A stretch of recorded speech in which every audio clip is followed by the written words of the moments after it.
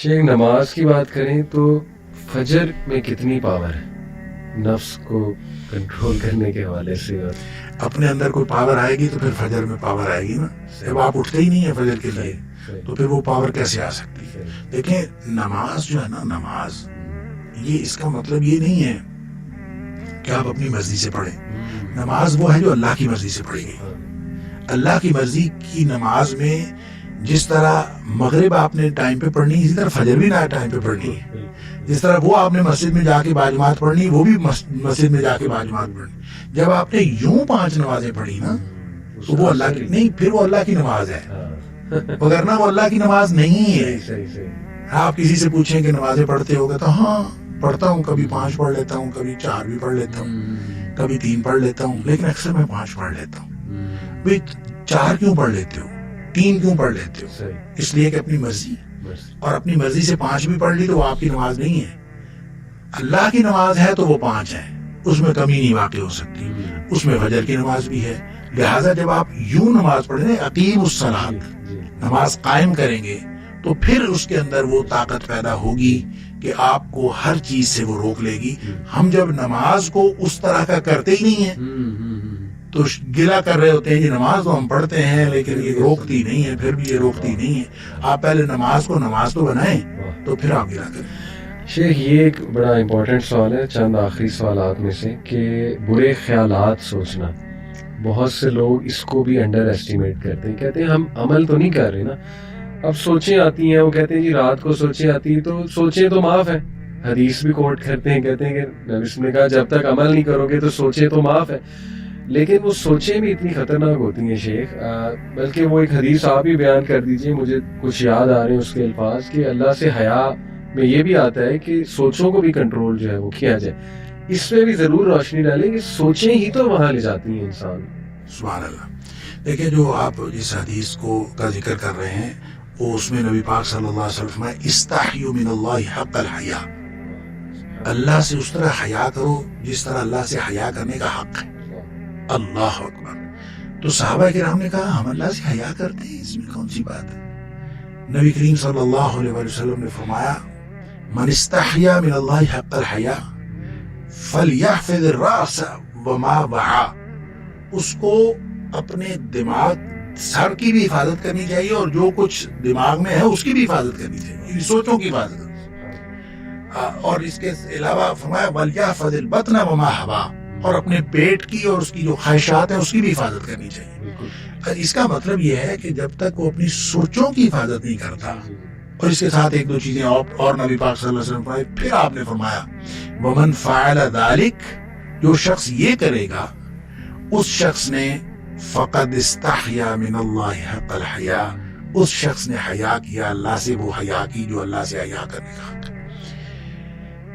جو بات آپ نے مجھ سے پوچھی کہ سوچوں کو پاک نہیں کرتا تو کیا یہ اس کے اوپر گناہ نہیں ہے؟ دیکھیں ایک تو یہ والی حدیث کہ سوچوں کو جس نے پاک نہیں کیا اس نے اللہ سے حیا نہیں کی، ایک بات. دوسری بات یہ کہ قرآن کہتا ہے کہ ان السمع والبصر والفؤاد کل اولئک کان عنہ مسئولا.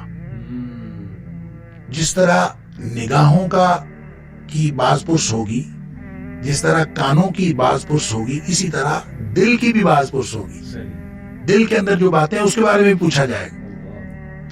اور اسی طرح اللہ تعالیٰ نے قرآن میں فرمایا کہ جو چیز چاہے تم چھپاؤ چاہے تم ظاہر کرو، کیا ہے وہ نہیں سورہ بقرہ میں یحاسبکم بہ اللہ، اللہ تعالیٰ جو ہے وہ اس کے بارے میں تمہارا حساب لے گا. اچھا اب جو چیز آپ ظاہر کرو، جو آپ ظاہر کرو چاہے چھپاؤ، جو کچھ دل میں ہے اللہ تعالیٰ جو ہے وہ تمہارا حساب لے گا. اس کا مطلب یہ ہے کہ دل میں جو کچھ بھی ہے اس کا حساب ہونا ہے، سوچوں کا بھی حساب ہونا ہے. یہ غلط ہے کہ سوچوں کا حساب نہیں ہونا.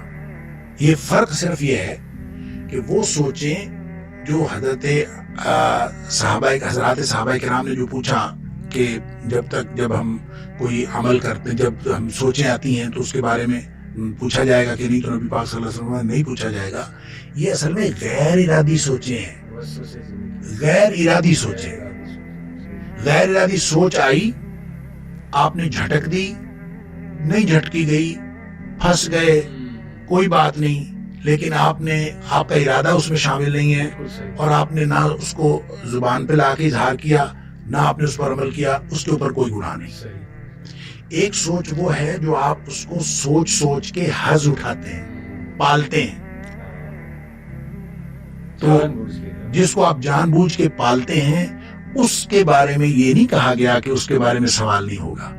دیکھیں, جو نبی پاک صلی اللہ علیہ وسلم نے یہ فرمایا نا کہ سوچوں کے اوپر عمل نہ کیا جائے تو حساب نہیں ہوگا, وہ بالکل اسی طرح ہے جیسے آپ نے فرمایا پہلی نگاہ معاف ہے. پہلی نگاہ سے مراد غیر ارادی نگاہ ہے. اگر کسی نے ارادی طور پر پہلی نگاہ ڈالی تو وہ بھی معاف نہیں ہے, اس کا بھی حساب ہے.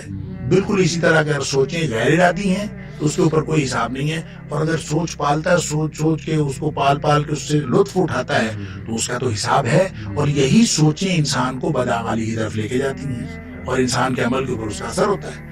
اس لیے قرآن کی یہ بات اور نبی پاک صلی اللہ علیہ وسلم کا فرمان یہ بتاتا ہے کہ سوچوں کو بھی جب تک پاک نہیں کیا جائے گا اس وقت تک جو ہے وہ اللہ کے ہاں جواب دہی کے لیے اپنے آپ کو تیار نہیں کرتا. اس کو اپنے سوچوں کے بھی جواب دہی کے لیے تیار رہنا چاہیے, اور اپنی سوچوں کو بھی پاکیزہ رکھنا چاہیے. اور شیخ کچھ بہت پاورفل آیات جیسے ہمیں خود ینگسٹرز آ کے بتاتے ہیں کہ جب ہمیں بہت سوچیں آئیں یا خواہش پیدا ہو تو کچھ آیات وہ کہتے ہیں ہم نے سلیکٹ کی ہوئی ہیں جو ہمیں بڑا ہیلپ آؤٹ کرتی ہیں, جیسے وَلِمَنْ خَافَ مَقَامَ رَبِّهِ جَنَّتَانِ. بڑی موٹیویشن ہے یہ ینگسٹرز کے لیے نا, کہ جو ڈر گیا اللہ سے اکیلے میں اور سامنے کھڑے ہونے سے, اللہ کے جواب دینے سے, تو اس کے لیے 2 جنت کے باغات ہیں. تو میں تو ینگسٹرز کو کہتا ہوں کہ جنت کے بارے میں سوچو کہ سبحان اللہ یہ دنیا کی عورتیں کیا ہیں. مطلب آپ جنت کو لے کر آؤ مائنڈ میں, حوروں کا مائنڈ میں لے کر آؤ. کیا آپ کو نہیں چاہیے ہمیشہ کی زندگی نہیں چاہیے؟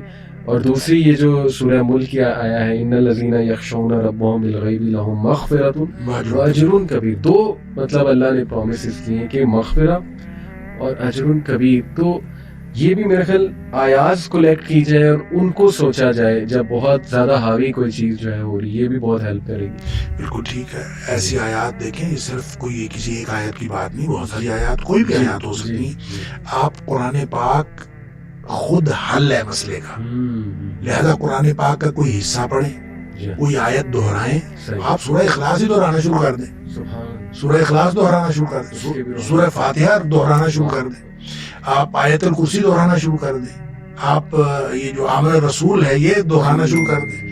یعنی جو بھی آیات آپ پکڑ لیتے ہیں اور ان کو آپ دہرائیں, تو پورا قرآن آپ نہیں پڑھ سکتے تو آپ کچھ آیات جو ہیں ان کو دہراتے رہیں. انشاءاللہ یہ آپ کے اندر وہ انرجی بوسٹ کریں گی جس کے ذریعے سے آپ گناہوں سے بچ سکیں گے. ایکسیلنٹ. آخری بات, بس ٹائم بھی ختم ہو رہا ہے, کہ ان بطش ربک لشدید, اللہ کی پکڑ بھی بہت سخت ہے. ایک طرف اگر اللہ بہت رحمان ہے, بہت رحیم ہے, تو اگین یہ مرد ایسے جو چینج نہیں ہونا چاہ رہے, کوشش نہیں کر رہے, بیویوں کو مجبور کر رہے ہیں, اپنی بھی زندگی برباد کر رہے ہیں, اپنے خاندان کی, اپنی بیویوں کی, اپنے بچوں کی بھی زندگی رسک میں ڈال رہے ہیں.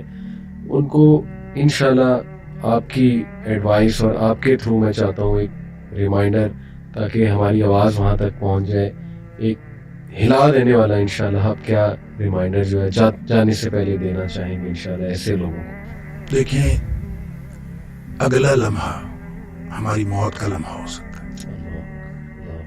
یہ جو سانس اندر جا رہی ہے نا اور باہر آ رہی ہے, یہ بالکل کسی بھی لمحے رک سکتی ہے, اور بس اللہ کا حکم ہونا ہے اور یہ سانس رک جانی ہے. ہو سکتا ہے جس گناہ میں آپ مبتلا ہیں اس گناہ کی کیفیت میں آپ کی سانس رک جائے. لہذا حسن خاتمہ کی فکر کریں کہ آپ کا جو خاتمہ ہو کسی اچھی جگہ پہ ہو, کسی اچھے مقام پہ ہو. یقین کریں, میں ابھی یو کے سے ہو کے آیا ہوں نا, میری اہلیہ ساتھ تھی, تو مجھے پتا کیا کہتی ہیں, مجھے کہتی میں نے اب یو کے نہیں جانا. اچھا. میں نے کہا کیوں؟ کہتی مجھے وہاں فکر یہ تھی کہ میں اگر یہاں مر گئی تو 2 میں سے ایک بات ہوگی, یا آپ مجھے یہاں دفنائیں گے جو کہ میں وہاں دفن نہیں ہونا چاہتی, یا آپ میری ڈیڈ باڈی کو پاکستان لے کے جائیں گے، تو اس کا مطلب یہ ہے کہ آپ میری ڈیڈ باڈی کو کبھی جہاز پہ چڑھائیں گے، کبھی کہیں اتاریں گے، تو آپ خراب کریں گے. تو میں اللہ سے یہ دعا کرتی رہی کہ میری موت یہاں نہ آئے.